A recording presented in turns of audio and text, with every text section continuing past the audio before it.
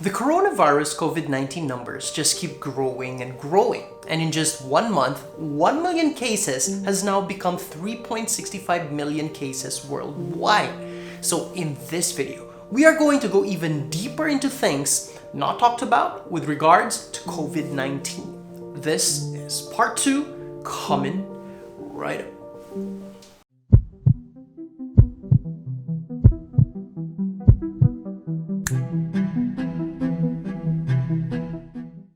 So hey y'all, Aman here, and you're watching Heart Limits, a channel that talks about everything heart related. Now the COVID-19, as far as we know, has around a 10.5% death rate to those with cardiovascular disease, making it an important topic with those with heart problems, such as myself. Now, just a disclaimer's notice, this is not to incite panic, but to help inform the public. This is the second video with regards to such topic, and if you want to see the first one, I'll put a link down in the description below, right? So, let's get into this. Fact number 5. As of May 5, 2020, the numbers according to the most cases, as listed on worldometers.info, are as follows. USA is at the top, holding over 1.2 million cases, followed by Spain, Italy, UK, France, Germany, Russia, Turkey, Brazil, and then China. Now, in my honest opinion, China is holding back on some of their numbers, and Japan, like some other countries, has a high possibility to actually be secretly in the top 10 either already or soon because of how they're actually handling this pandemic. Now, not talked about number 6, death rate differences. How can some countries have very low numbers of deaths and serious critical cases? Now, for Germany, Russia, Turkey, and a few other countries, if you look at the proportion of their deaths to the number of cases, the ratio is surprisingly low compared to others. Now, if we put Germany in the spotlight, German politicians and senior health officials have been reluctant to comment on the low mortality rate. While the situation is developing, they themselves are unsure as to why, but I would say there are 4 top possibilities. First possibility is that Germany is better medically prepared for the COVID-19 pandemic than other countries. Hospitals across the countries have started expanding intensive care capacity and boosting staff numbers, and the government as well has been buying up as much critical equipment as it can. Possibility number 2. There could be discrepancy figures. Maybe the numbers that the world is made aware of is actually wrong. Possibility number 3 is that an unusual number of tests are being carried out in Germany. As a matter of fact, Germany started testing people with even milder symptoms, relatively early on, meaning the total number of confirmed cases may give a more accurate picture of the virus's spread than in other states. Possibility number 4. The age profile of those affected in the first few months has also been younger than the other countries. Many of them fit and healthy people returning from skiing resorts in Austria and Italy, which would also explain the low mortality rate. Now, we really don't know how these numbers are so low in proportion to the number of cases. What we do know, though, is that Germany might be doing something right, and many professionals, to be honest, are actually looking into it. Even now, the quarantine is already being lifted because they are confident that people have been well oriented on social distancing and the practices to battle coronavirus, and they are now medically prepared for the possible increase in number of cases. Fact number 6. COVID-19 severe cases result in the respiratory tree getting injured, and as a result causing inflammation that can in turn result in pneumonia.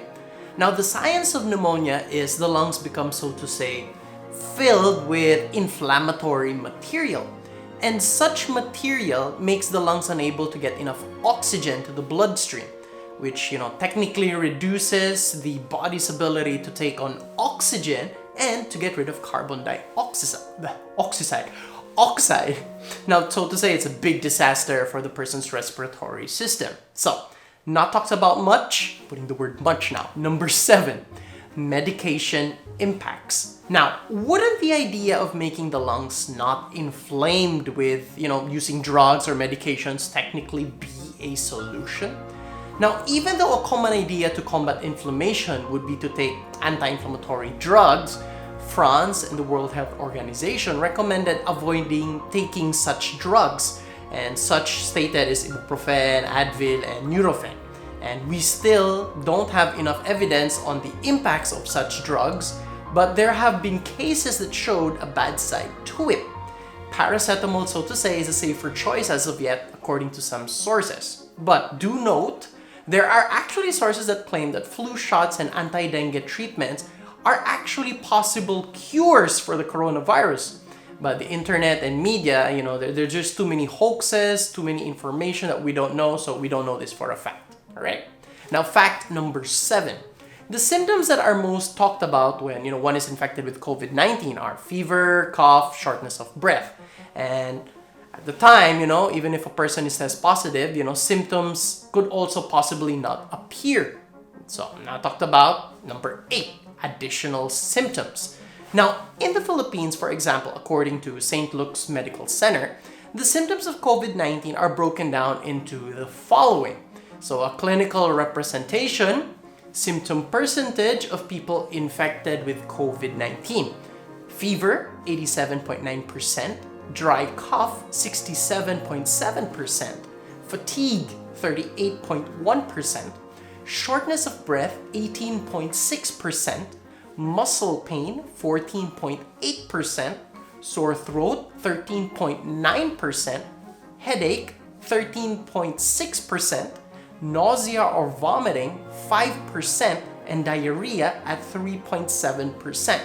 Now, keep in mind that even though fever, cough, and shortness of breath are among the highest representations of the symptoms of COVID-19, there are other symptoms that need to be made aware of to the public, and namely, which are fatigue, muscle pain, headache, nausea or vomiting, and even diarrhea.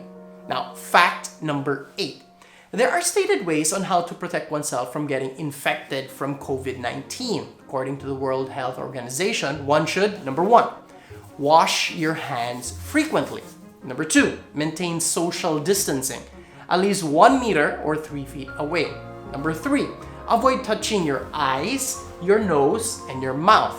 Number 4, practice respiratory hygiene, which basically means to cover your mouth or your nose with your elbow or a tissue when coughing or sneezing. Number 5, if you have fever, cough, or difficulty breathing, seek medical care early by calling in advance. Now, even with the stated guidelines, different countries, companies, and institutions modify or create their own versions of it. For some reason, I have no idea. So now talked about number 9, questionable guidelines.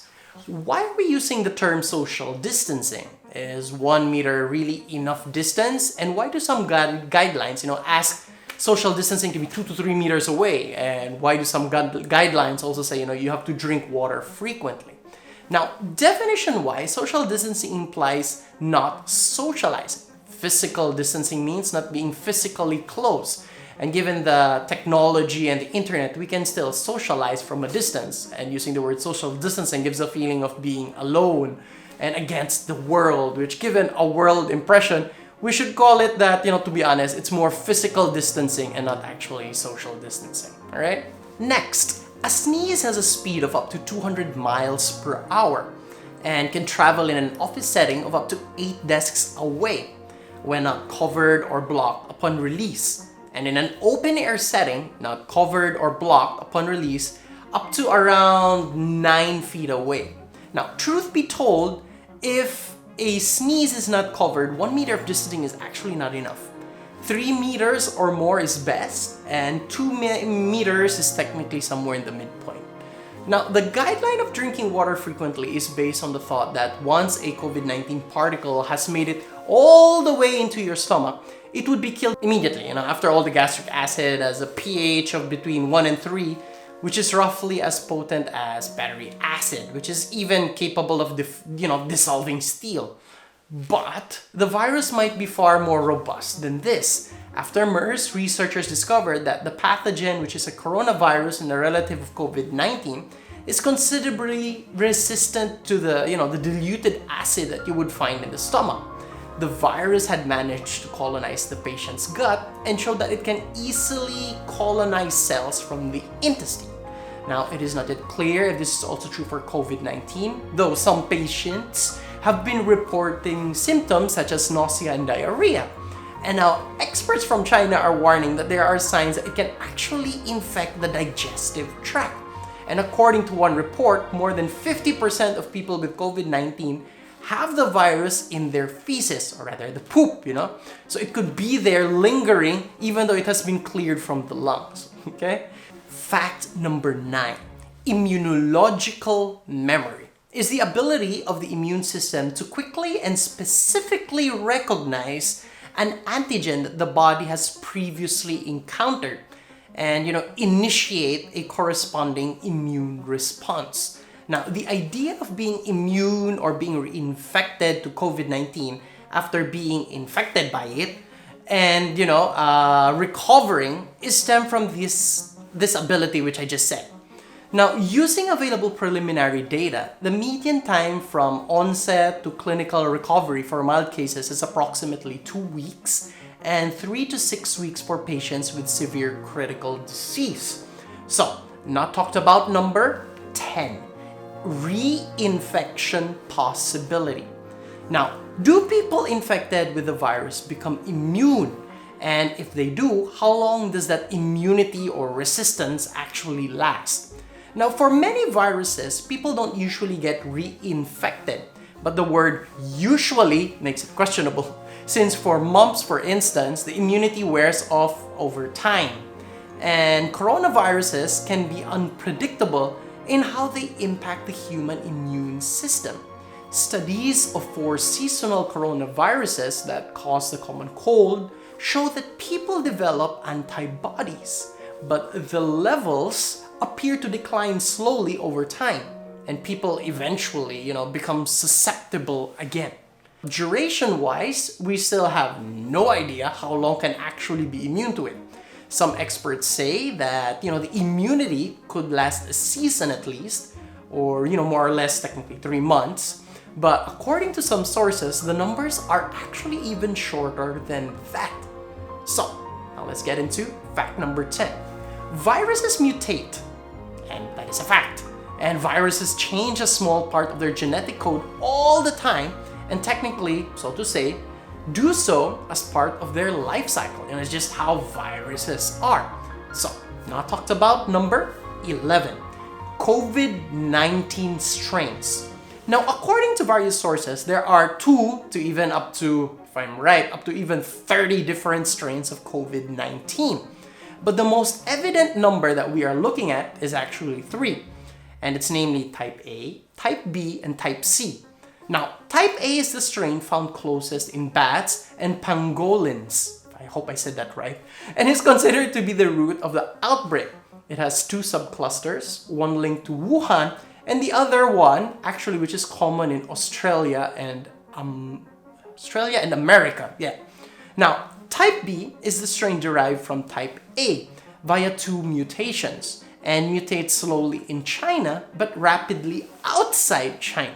And type C is the strain considered to be the daughter of type B, where its mutation is different to the present variation. And it is found to be spread to Europe and also, if I'm right, from Singapore. Now, the coronavirus COVID-19 is still pretty much new and not much is still known to us. So beware and be aware of the false claims, myths, and questionable researches. Now, don't forget to hit that subscribe button. And if you haven't done it yet, turn on those bell notifications and feel free to drop a comment if you have any questions or any inputs. So, once again, Aman here, and you're watching Heart Limits. Wow, my Aman was what just happened? Like, oh my god, whatever.